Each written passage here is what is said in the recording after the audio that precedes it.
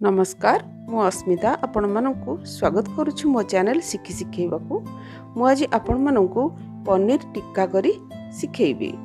देखंतु सेति पय आवश्यक सामग्री गुडी को कह रखुची। प्रथमे मु 250 ग्राम पनीर नेइची, बेसन, लूण, जुआणी, लंका गुंड, करी पाउडर, चाट मसाला, फाळे लेंबू। तापर एटी दुईटी बड़ पियाज को मु बड़ बड़ साइज करी काटी रखी। सोरिष तेल,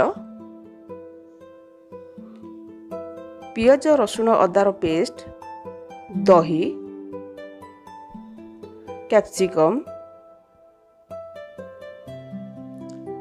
गोटे पिंच कलर। आमे बाउल रे 4 चम्मच दही नबा।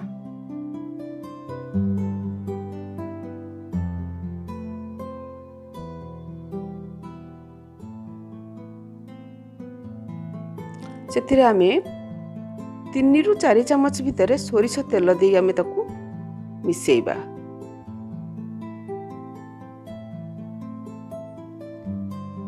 सेथिरे गोटे चम्मच कि 1.5 चम्मच पियाज रसुण अदार पेस्ट टाकू आमे दे ताकू मिसेइबा। तेलटा जेमिति दही सहित मिसिबो सेमिति हिसाब रे आमे ताकू फेंटिबा।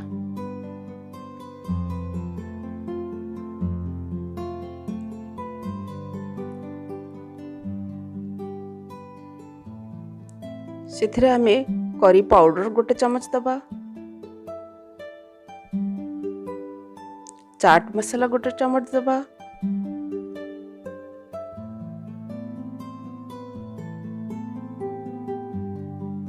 जुआणी अध चम्मच आमे पकेबा। लंका गुंड आपण मानकर पसंद मुताबक देबे।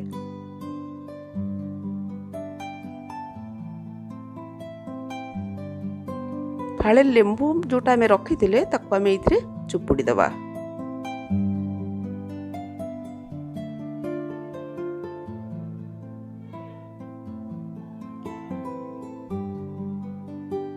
आवश्यक अनुसार लूण दबा। तापरे आकु गुडी को सब आमे भल्ल से मिसई दबा। मन रखंतु रोषेई कला बेले मन दे रोषेई कले खाद्यर तार स्वादटा अधिक मात्रा रे बढ़ी जाय थाए। आमे तापरे से मिश्रण रे आमे 4 चम्मच बेसन दबा।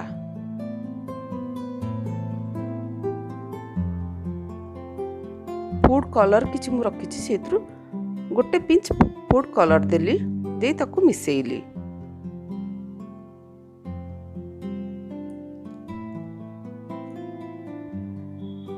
देखंतु एटी भल्ल से मिसुची। जेमिति बेसनर बिंडा बिंडा ही न रहिबो सेति प्रति दृष्टि देबे। बेसनटा दही रे ठीक से मिसुथिबो।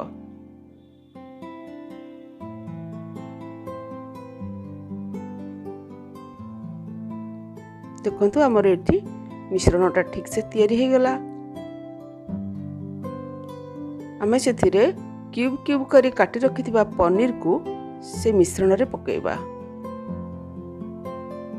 पकई ताकू आमे एपट सेपट करिकी भल से मिसेइबा।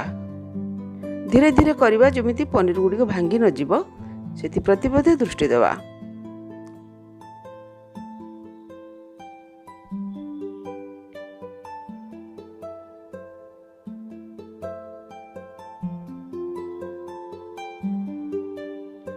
देखंतु एठी से जो मसला रे पनीर गुडी को केमती सुंदर भाबे गोळेई दउची।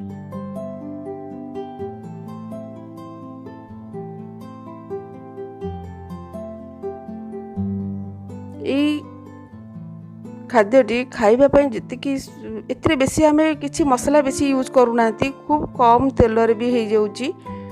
एटा देह पय भी भलो किछि एथरे खराब नाही। एथरे सेथरे मु कैप्सिकम को भी देली।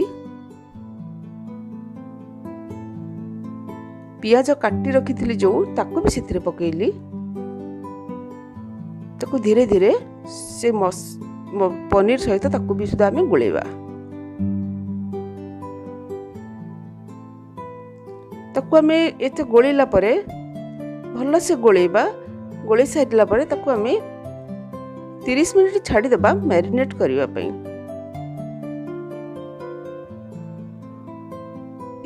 मैरिनेट समय रे पनीर कैप्सिकम पियाज तार जो मसला गुड़िक ता देह को जाइथिबो जाद्वारा कि तार भल लागिबो सेटा खाइबा पई। देखंतु आमे 30 मिनिट पई छाड़ी देथिले मैरिनेट हे गला। वर्तमान आमे इलेक्ट्रिक चूल्हार स्क्यूअर गुड़िकरे मैरिनेट करी रखिथिबा पनीर पियाज आ कैप्सिकम को एमिति सजेकी आमे सेट करिबा। देखंतु प्रथमे मु कैप्सिकम देली तापरे पनीर देली तापरे पियाज देली एमिति कि आमे सबुतक स्क्यूअर गुड़िकरे फिलअप करिबा।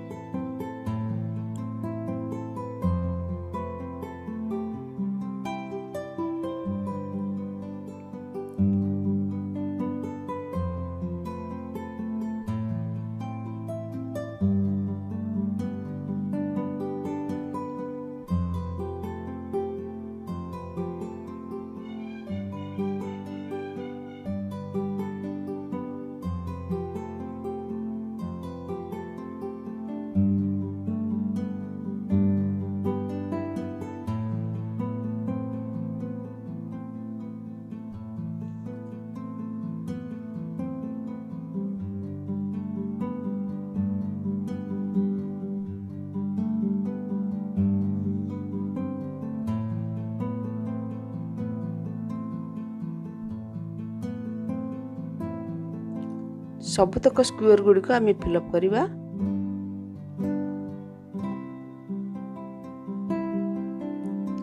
देखो केते सुंदर देखा जाउची।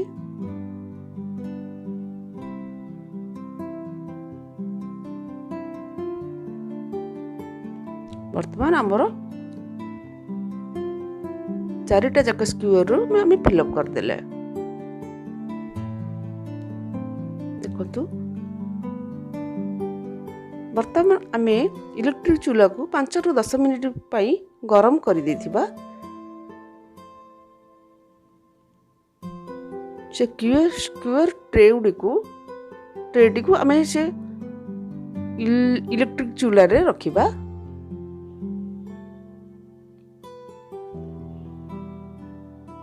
तापरे आमे ताकू सेट करिबा। वर्तमान आमे इलेक्ट्रिक चूल्हा रे रोस्ट हवा पई छाड़ी देले। 10 ରୁ 15 मिनिट आमे छाड़ी देबा ताकू रोस्ट हवा लगे। देखंतु 10-15 मिनिट पर आमे बाहर कला बेले केते सुंदर देखा जाउची रोस्ट हेगी।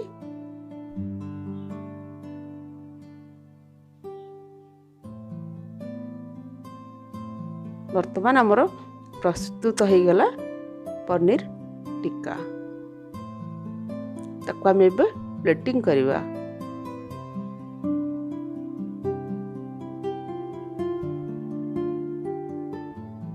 देखंतु एठी मोर संपूर्ण रूपे प्रस्तुत हो गला पनीर टिक्का। आपण माने घरे निश्चित तैयारी करिवे। कौन हैला मते आपण कमेंट्स देबे। रहूची नमस्कार।